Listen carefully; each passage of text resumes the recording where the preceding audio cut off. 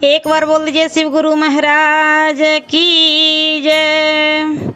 आइए अनंत भक्ति चैनल में आप सभी भक्तजनों का एक बार फिर से स्वागत है।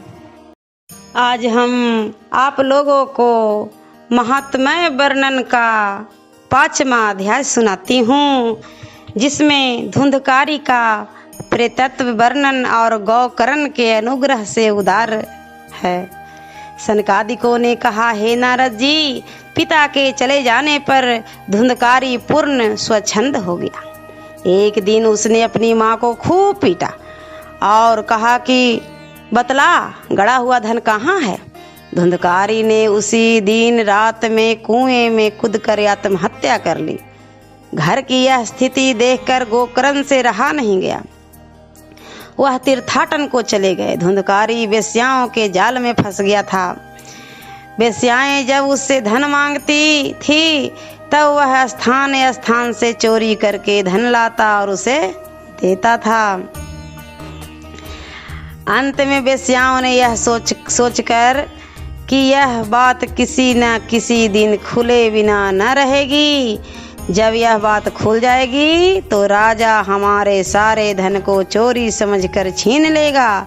अतएव एक दिन रात में वेश्याओं ने धुंधकारी को, जब वह सोया हुआ था, तो गला दबाकर मार डाला और वे वेश्याएं किसी दूसरे नगर को चली गई। उधर तीर्थाटन में गोकर्ण को जब धुंधकारी के मारे जाने का समाचार मिला तो वह अपने नगर में लौट आया। जब वह अपने घर में रात में सोया था तो धुंधकारी प्रेत बनकर गोकर्ण के सामने प्रकट हुआ। गोकर्ण के पूछने पर उसने रो रो कर अपनी दुर्गति कही और प्रार्थना किया कि हे भाई, मेरा किसी प्रकार उद्धार करो। गोकर्ण ने कहा, तुम्हारी मृत्यु का समाचार पाकर मैं तुम्हें पिंड दान दे दिया था गया में। यदि इससे तुम्हारा उद्धार नहीं हुआ तो कहो और क्या उपाय करें। अच्छा, इस समय तुम अपने स्थान पर जाओ। कल मैं इस प्रकार पर विचार कर तुम्हारे उद्धार का कोई यत्न करूँगा। दूसरे दिन प्रातः होने पर गोकर्ण ने सारा वृतांत अपने नगरवासी से कहा और पूछा कि इसके उद्धार का कौन सा उपाय करूं। सबने निश्चय किया कि इसका उपाय सूर्य भगवान के आवाहन कर उनसे पूछा जाए।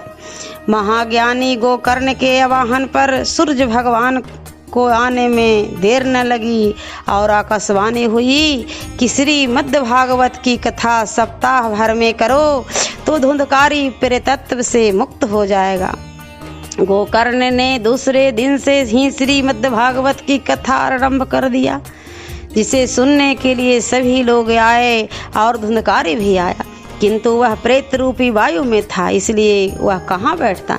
यह यज्ञ मंडप में गड़े हुए बांस के सबसे नीचे के पोर में जा बैठा और संध्या समय जब यज्ञ स्थगित होता तब वह बांस की एक गांठ तड़ाक से फूट जाती थी और इसी कर्म से 7 दिन चलता रहा। अंतिम दिन जब सप्ताह यज्ञ का विसर्जन हुआ तो धुंधकारी प्रेत योनि से मुक्त होकर अपने भाई गोकर्ण के सामने आकर उसकी प्रार्थना करने लगा। उसी समय स्वर्ग से सजा हुआ एक विमान उतरा, जिस पर धुंधकारी को बैठा लिया गया। गोकर्ण ने कहा कि हे देवदूतों, कथा तो बहुत से लोगों ने सुना है, किंतु फल धुंधकारी को ही क्यों मिल रहा है। विष्णु के पार्षदों ने कहा कि इसका एक कारण है। यद्यपि कथा का श्रवण बहुतों ने किया, किंतु मन एकाग्र सभी ने नहीं किया। इसके अतिरिक्त धुंधकारी ने सप्ताह भर निर्जल व्रत किया है, अन्यों ने भोजन किया है, अतएव फल में भेद है। ऐसा कहकर विष्णु के पार्षद धुंधकारी को लेकर गौलोक चले गए। दूसरे वर्ष श्रावण के महीने में गोकर्ण ने मद् भागवत की कथा का सप्ताह फिर आरंभ किया। इस बार नगर के सारे निवासियों ने एकाग्र चित्त और निर्जल व्रत रहकर कथा का मन से श्रवण किया। फलतः कथा सप्ताह समाप्त होने पर विष्णु भगवान स्वयं विमान लेकर आए और गोकर्ण के साथ सारे नगर निवासियों को यहाँ तक कि चांडाल और कुत्ते को भी विमान पर बैठा अपने लोक को चले गए। हे नारद जी, इस कथा से श्रीमद् भागवत का महात्म्य अच्छी तरह समझ लो। सांडिल्य मुनि आज भी चित्रकूट में इस कथा का पाठ करते हैं। जो भी इसका नित्य पाठ करेगा वह आवागमन से मुक्त हो जाएगा। तो एक बार बोल दीजिए ओम नमो भगवते वासुदेवाय नमः। और इसका 6वां अध्याय आप लोग अगले वीडियो में सुनेंगे। ऐसे ही मनोरंजक कथाएं, कहानियाँ और भक्ति गीत सुनने के लिए हमारे इस चैनल अनंत भक्ति को सब्सक्राइब करें और वीडियो अच्छी लगी हो तो लाइक का बटन ज़रूर दबाएं। धन्यवाद।